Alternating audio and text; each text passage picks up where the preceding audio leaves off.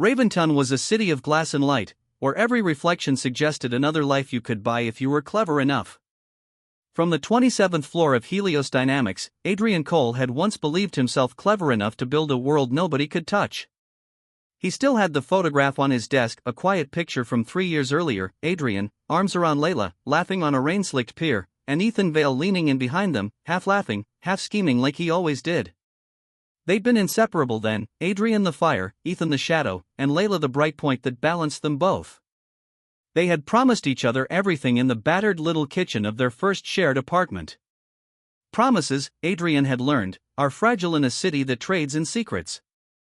That night, after another board meeting that went long, Adrian found Leila waiting for him in the street beneath the building. She wore his old wool coat and held 2 cups of coffee like it was 1,999 again. "You look tired," she said. "Investor trouble," Adrian replied. "Same old song." She smiled and reached for his hand. She always smelled like citrus and old books. For a second, the suffocating weight of the company fell away. They walked home without talking about the meeting. At their apartment, Leila kissed him with a tenderness that had kept him sane through late nights and closed doors. Ethan called while they ate. The 3 of them talked like an old band reunited for the night. Ethan was charming, constellations of humor in his sentences. He promised to stop by the next day. Adrian went to work trusting the world in the way you only trust those you've bled with. He trusted Ethan with every line of code, every investor presentation, every trivial lie you need to tell a board to keep them quiet. He trusted Leila with the pieces of him he never let anyone see. He was about to demand an explanation when his phone vibrated. It was a message from Leila. "I'm sorry. I can't talk. L." Adrian felt the floor lurch beneath him. He darted out of the room and called her. No answer. Texts piled up, unread. He drove across the city like a man fleeing his own life. At their apartment, the scene felt wrong, still, staged. Leila was on the couch, pale and hollow-eyed, her makeup gone and dark tracks down her face. Ethan sat opposite, his palms open like a man pleading. "Adrian," Leila whispered when he entered. "Please, sit." Ethan avoided his gaze. "I tried to protect you." "Protect me from what?" Adrian asked. His voice was small to his own ears. Leila's hands trembled. There were transfers. Signatures. "I thought it was you, until I saw the dates. We were being set up." Adrian laughed then, a sound with no humor. "Set up? By whom? Who?" Ethan watched him with an ache on his face that once would have made Adrian soften. But memory is a cruel editor, it removed all benign readings and left the edges raw. "You can't be serious," Adrian said. "You think I'd steal from my company? From you?" "You weren't the only one who mattered, Adrian," Leila said, the words falling like a stone. "I thought I understood everything, but I..." She stopped. Her fingers clenched the couch fabric until her knuckles were white. Ethan reached across, placed his hand over hers, and Adrian saw a look pass between them, not pity, not apology, something else. Too late, a realization flared cold and absurd. The intimacy between them felt older than the crisis, threaded with a tenderness that did not belong to a simple friendship. The police were called. The news trucks came later. Helios PR released an official statement. Adrian was escorted out in cuffs for questioning, and in the flash of camera lights he watched Leila's eyes, not meeting his, not pleading, holding a quiet, inscrutable distance. By the time the suspension was official, every headline painted a portrait of a fallen titan. Helios CEO accused in massive embezzlement. Comment sections swarmed with speculation: a bitter lover, a greedy CEO, a tragic fall. Ethan held press conferences with Leila at his side, and his speech was flawless: compassion for the company, remorse for the betrayal, a promise to restore trust. Leila's face was behind him on every network, and she looked tired in the way people look after betrayal, not only the betrayed, Adrian thought, but the one who betrays. A week later, while drowning in legal paperwork and the cold white of fluorescent-lit interviews, Adrian found a string of messages buried deep in an old cloud backup, ethanol-smelling late-night photos, promises whispered through encrypted apps, dates and times matching the layoffs, the transfers, the meetings. They were not simply documents. They were a map of collusion. They proved what Adrian already suspected: Ethan and Leila had been intimate. Not the casual sex of a drunk, but the slow kind of intimacy that begins with shared coffees and turns into shared plans, the kind that lets a person be used without knowing it. And Ethan had used that intimacy like leverage, a slow unspooling of trust that ended with Adrian's life burned into ashes. Adrian sat in his stripped apartment after Leila left, the couch sagging, the photo on the wall turned face down, and felt his world narrow to a single, metallic clarity. They had taken everything: his company, his reputation, the woman he loved. But they had left one thing intact: his knowledge. The code he'd written himself, the prototype files hidden on backup drives only he and Ethan had access to, the peculiar way the AI's heartbeat stuttered under high load. He still had those. Not money. Not status. Not comfort. But a blueprint. The betrayal was personal, the response would be precise. Adrian closed his eyes and pictured a winter bonfire. Not the cleansing kind you tell stories about, but a deliberate burn, controlled, studied, and final. "You think you've burned me," he whispered to the empty room, voice dry as dust. "You've only taught me how to stop being naive." When dawn bled through the curtains, Adrian stood up, pulled an old hoodie over his shoulders, and opened a laptop with hands that did not shake anymore. The city of Raventon lit itself like a pyre, and for the first time since the fall, Adrian smiled without any pretense of warmth. They had betrayed his heart. He would answer in kind. 3 months after the scandal, Adrian Cole no longer existed in Raventon. His apartment was emptied, his social media erased, his name replaced in company records with the neat label, "Former executive under investigation." The city had swallowed him like an inconvenient secret. But in a small, dim room above a broken pawn shop on Eastward Street, the man who had once been Adrian was learning to haunt the world that buried him. He called himself Noctis now. By day, he blended in with the city's noise, unshaven, nameless, another man at the bus stop. By night, he became a ghost moving through the veins of Helios systems. His old codes were still embedded in the company's architecture, hidden under a maze of encrypted subroutines that even Ethan Vale hadn't found. Adrian had always liked to leave himself a backdoor; it was his one superstition. Through that door, he watched. The rain that night didn't stop for 2 days. Adrian let Leila inside, against every warning screaming in his head. She stood dripping by the window, shivering not from cold but from the kind of fear you earn. Ethan Vale had changed, she said.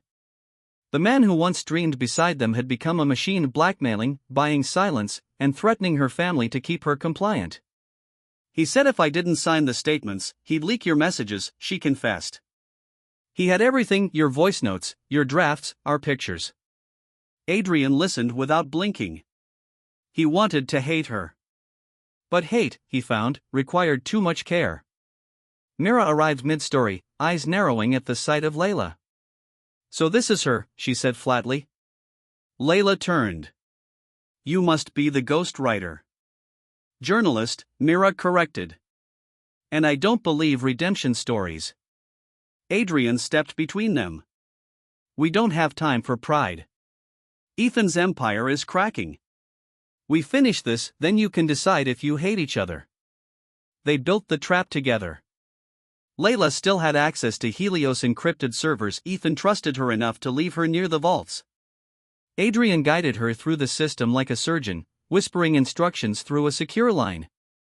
Mira, meanwhile, prepared the evidence leak, not to the press this time, but to the Raventon district prosecutor. It took 2 weeks. Every night, Leila sat alone in her apartment pretending to be Ethan's loyal partner. Every morning, she sent data fragments to Adrian under the codename Ash. She said it was his idea, to remind them both what rose after fire. Sometimes, when her messages came late, Adrian found himself pacing, realizing that in spite of everything, the betrayal, the ruin, some piece of him still waited for her voice. Mira noticed. You still think she's saving you, she said. You ever wonder if she's saving herself? He didn't answer. Then came the night everything broke. Ethan Vale called a press conference. An attempt to calm the storm. Helios stock had plummeted 30%. Investors were whispering about illegal contracts. The board was restless. Adrian watched from a cafe across the street, laptop open, mirror beside him. Leila was there on stage, standing behind Ethan like a dutiful shadow. Helios has nothing to hide, Ethan said, smiling into the cameras. Any allegations of misconduct are baseless. We have full confidence in our leadership. Mira typed something quickly. Ready on your mark. Adrian nodded. Now. One keystroke. And suddenly the screens behind Ethan flickered once, twice, before filling with files, bank records, offshore transfers, chat logs bearing Ethan's signature. His voice echoed over the speakers, a recording Leila had smuggled from his office. Transfer the funds to the Seraph buyers. If anyone asks, blame Cole. That's what he's for. Gasps. Flashes. Panic. Ethan froze. The cameras kept rolling. Leila's face drained of color, but she didn't move. She'd known this moment would come. Adrian sat back, feeling no triumph, just an immense quiet. Proof delivered, Mira whispered. By nightfall, Ethan was arrested. The city's feeds exploded. Adrian Cole's name trended again, but this time, not as the villain. As the ghost who'd returned for justice. The next morning, Leila came to Adrian's apartment. It's over, she said softly. He's gone. Justice isn't over, he replied. It just changes shape. She smiled faintly. You could come back now. Rebuild Helios. People would listen. He shook his head. Helios was built on lies, mine included. I became what I hated to destroy what I loved. That's not rebuilding. That's repeating. Leila looked at him then, really looked, not the way she had years ago with affection, but with the understanding of two people who'd finally stopped pretending. Leila looked at him then, really looked, not the way she had years ago with affection, but with the understanding of two people who'd finally stopped pretending. I never wanted to hurt you, she said. I know, he replied. That's what makes it worse. She stepped closer, searching his face for something, forgiveness, maybe. But all she found was distance. The kind you can't cross, even if you built the bridge yourself. Goodbye, Adrian. Goodbye, Leila. She left, and for the first time in years, the silence that followed didn't hurt. Mira found him later that week on the roof of the pawnshop, watching the city lights flicker. So what now, she asked. He shrugged. Maybe I disappear for real this time. Or maybe I start over. Somewhere without ghosts. You could write about it, she said. Turn the story into something useful. He smiled, faint but real. You mean you'll write it? She grinned. Only if you tell me everything. Adrian looked out across Raventon, where the billboards were already replacing Ethan's face with the next golden promise. The city never remembered its villains for long.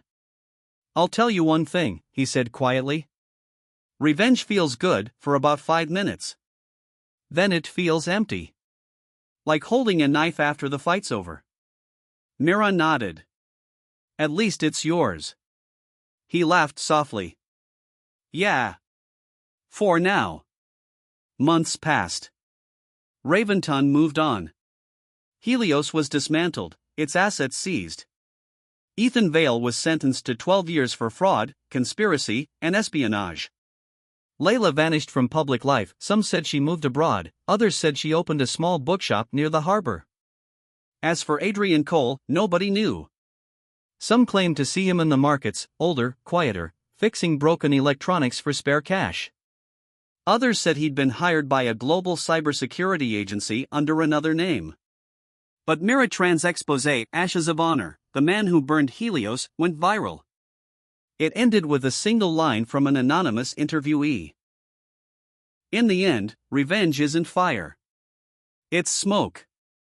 It tells you where something once burned, but not what it cost to light. One night, a figure stood alone by Raventon's harbor. He dropped a phone into the black water, watching the ripples fade. On the screen, before it sank, glowed the last message he ever received. From Leila. Subject: maybe in another life. He whispered to the night. Maybe. Then he turned away and didn't look back. The lights of Raventon flickered behind him, reflections of a city that devoured its own myths. Somewhere in that glow, a man named Adrian Cole stopped existing again, not as the betrayed or the avenger, but simply as a ghost who had finally learned how to rest.